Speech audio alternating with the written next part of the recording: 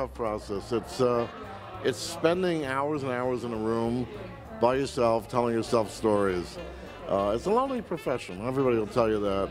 And there's a writer who said, I can't think who it was, he says, I don't like writing, but I like having written.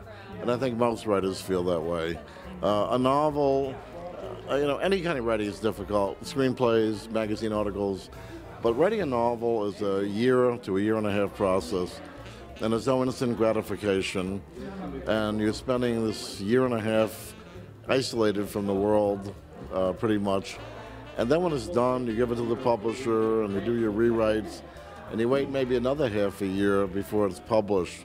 So if you're looking for instant gratification, this is not the game you want to. And then the critics take over and they either like it or they don't like it. So it's tough. I've written my 16th novel. Knock wood, have all been well received and they've all sold well. But I give a lot of credit to people who have had ups and downs and still stick with it. My career has been charmed. It's still tough, but not as tough as a lot of people have experienced. And the writing game is becoming tougher because people are reading less, and fewer books are being published, and e-books have taken over, and the business is going through a change. But the written word is still the written word, and people still want to read.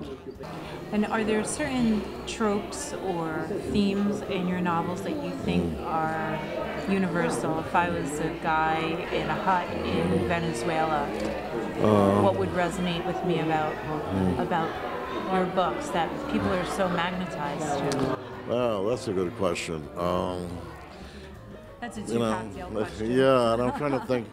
I'm trying to think what reviewers said because I can't.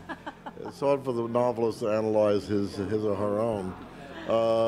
There's always a truth there. People are trying to get at the truth, and my heroes are always honest. They're honest with themselves. They're honest with other people, and it's mostly about the truth. And I write different kinds of books. I don't do genre books.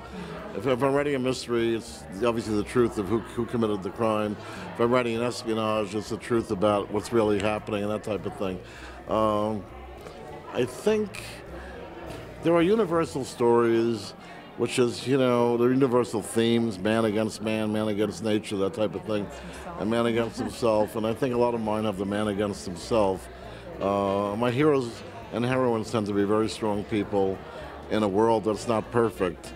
And they're not perfect either, but they are trying to live a moral life and to do the right thing. And I think people relate to that.